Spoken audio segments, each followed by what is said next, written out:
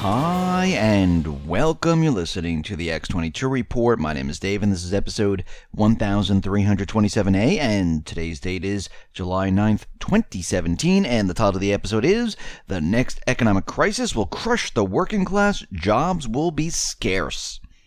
Now, before I get started, I just want to make an announcement. I uploaded a new interview. It's with Harley Schlanger. It is on the X22 Report Spotlight YouTube channel, or you can view the video on the X22report.com site or the News Sentinel site. All you need to do is scroll down a little bit on those sites, look over to your right-hand side. You'll see the video and you can play it right on the site. Or you can go to Steemit. That is steemit.com, and all you have to do is do /@X22Report. It will bring you right to the video, and you can view it right on Steemit. Let's get into the economic collapse financial news. Now, as we know, this entire system, and I'm talking about the global system, when this system breaks apart and comes down, just like in 2008, but of course this time it's going to be a lot worse because they really didn't fix the problems. All they did was tape over them, pretend they didn't exist, and they kept us in this illusionary world, making us think that everything was fine.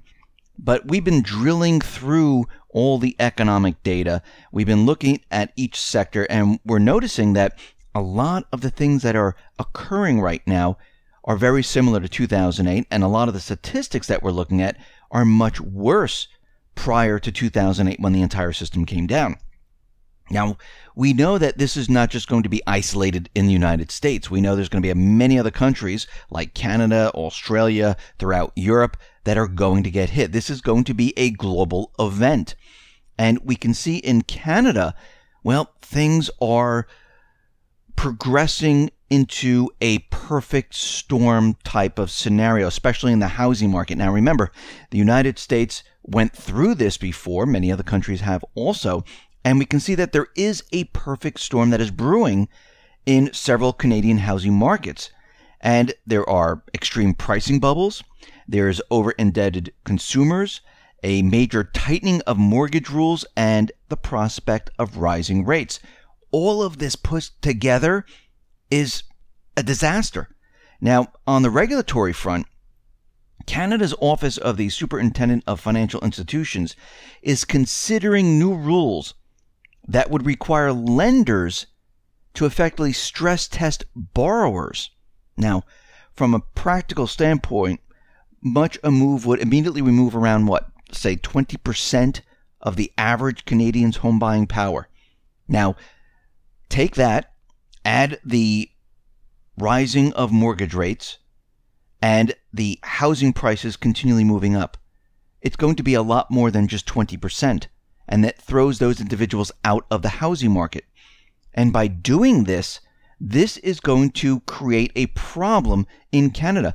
Going back to 2008 here in the United States, we saw almost the same exact thing, where there were rising rates, they were locking down on who was getting a mortgage, and as time went on, the entire system started to break down. The same thing is going to happen out in Canada. It's going to happen in Australia. It's going to happen throughout Europe. And what we're seeing right now, that we might be at the point, which I think we are, where it's completely too late to stop what is coming. There are signs that the global economy can't avoid an economic apocalypse. Now, let's look at some of these signs. We have a tightening of the monetary policy. So what does this mean? Well, it means that the cycle of global monetary tightening, well, it has begun. And we can see that the market expectations are now being set by officials, well, at the Bank of Canada, at the Bank of England, the Fed, the EU. It is all happening all at once. What's the other signs we are seeing? Well, we're seeing inverted and flattening yield curves. In May of 2017, the Chinese government bond market, well, it recorded its first ever inverted yield curve. Also, the U.S. government bond yield curve over the past 6 months has significantly flattened, and there are many market analysts out there saying that an inverted U.S. yield curve, well, what does that mean? That means we're heading into a recession, or we're already in a recession. We are also seeing signs of sovereign and corporate defaults. sovereign government and corporate defaults in both developed and developing economies are beginning to emerge. For example, China has registered in 2017 its highest level of corporate defaults in the first quarter of this year. Delinquencies and charge-offs in the United States soared to $1.4 billion in the first quarter of 2017, the highest recorded level since the first quarter of 2011. We are also seeing falling confidence and credit downgrades. In May of 2017, 6 major Canadian banks were downgraded by Moody's Investor Service.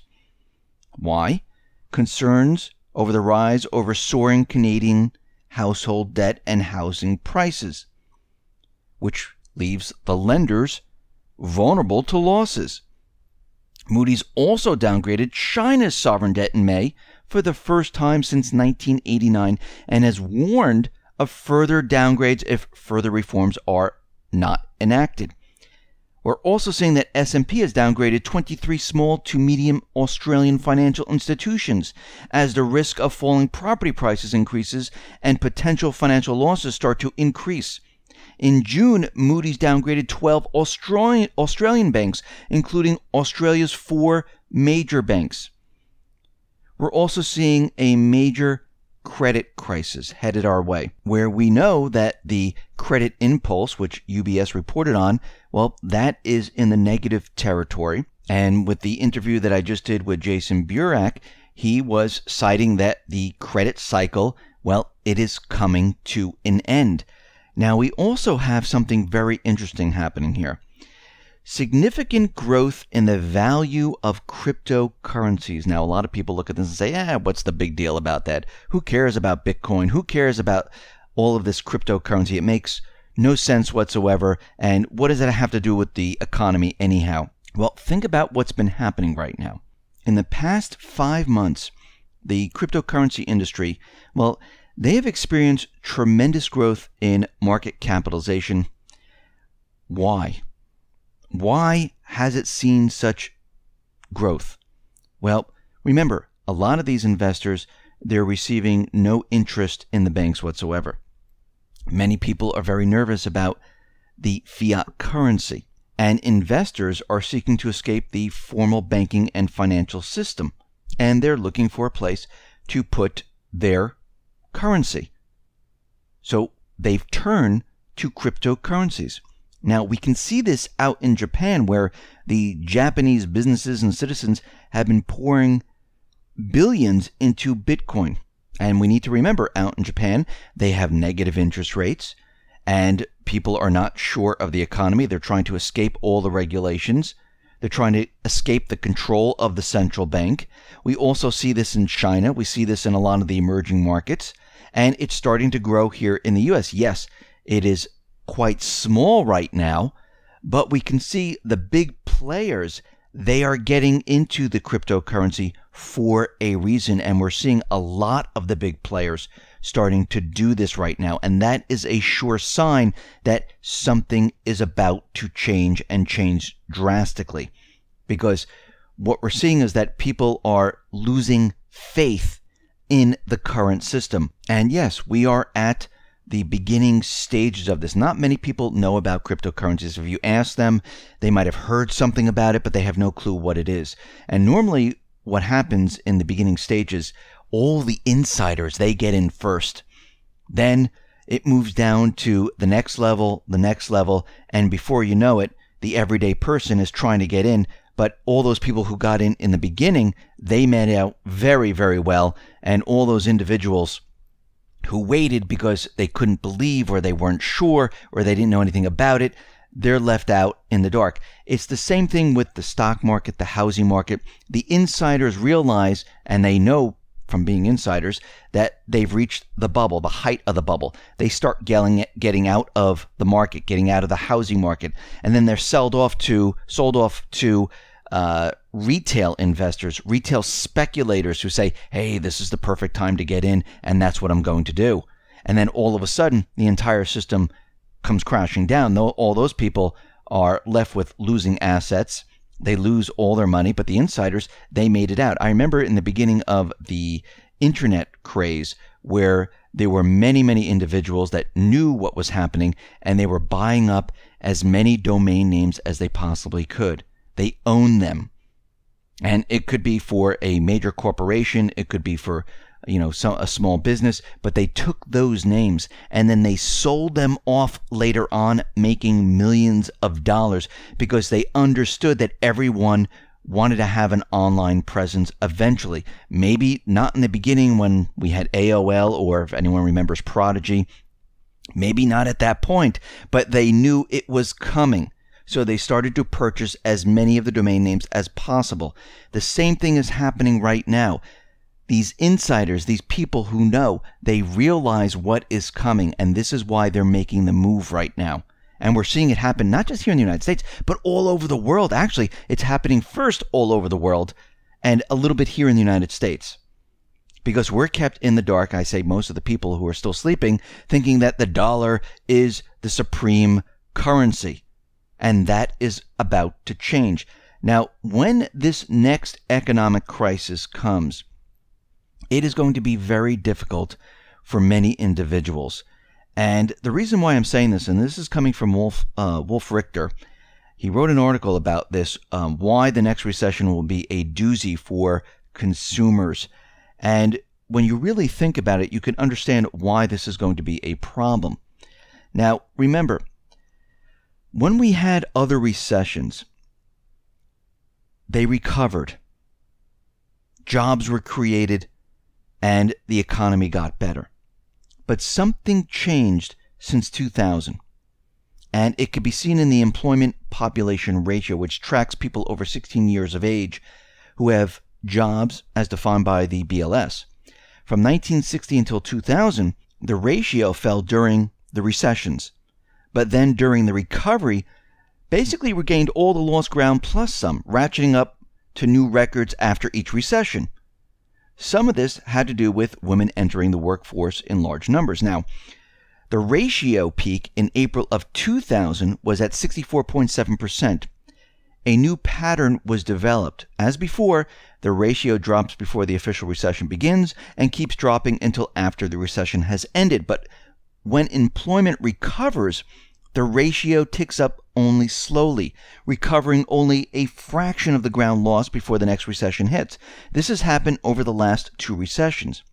Now, the ratio plunged from 63.4% to 58.2% in November of 2010, and again in June and July of 2011. It plunged 5.2 percentage points in 4.5 years. Now, during that time, non-farm payrolls plunged by 8.7 million jobs. Over the 7+ years of the jobs recovery, the economy added 16.7 million jobs, 146.4 million non-farm payrolls as defined by the BLS. And we know a lot of these jobs are part-time. But the employment population ratio only made it to 60%. It regained only 1.9 percentage points after plunging 5.2 percentage points.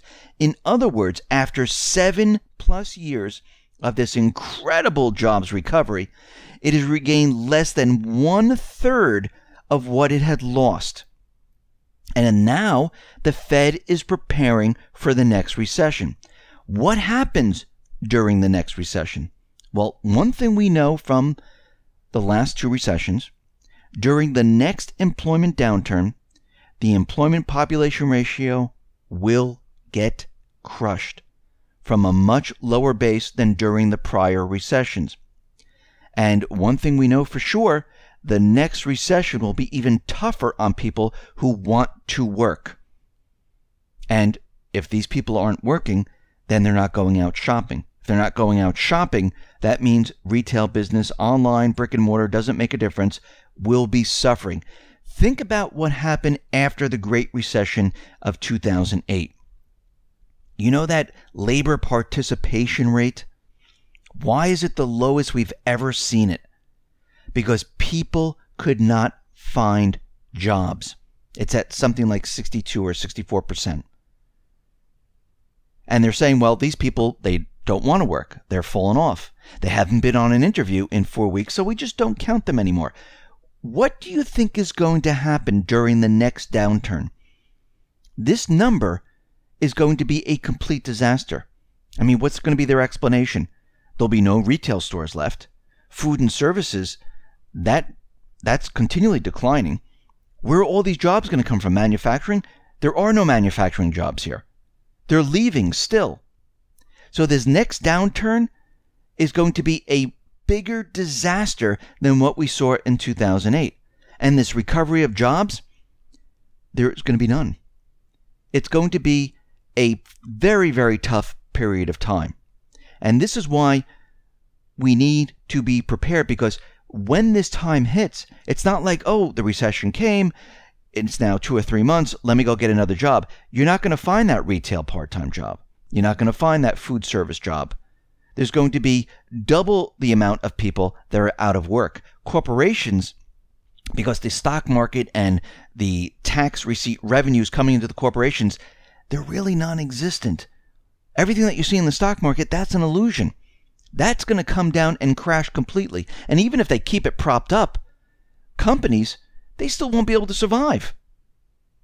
Because reality is going to hit. There's nothing they can do about reality. They can manipulate all they want. They can make the stock market 1 million. It doesn't make a difference. 1 million points. If nobody has jobs, it is meaningless. And we are approaching this period of time. And this is why, to ride out the storm, you need to be ready and prepared. Listen, everyone, thanks a lot for listening. Be well, be safe, and especially be prepared. Thanks a lot.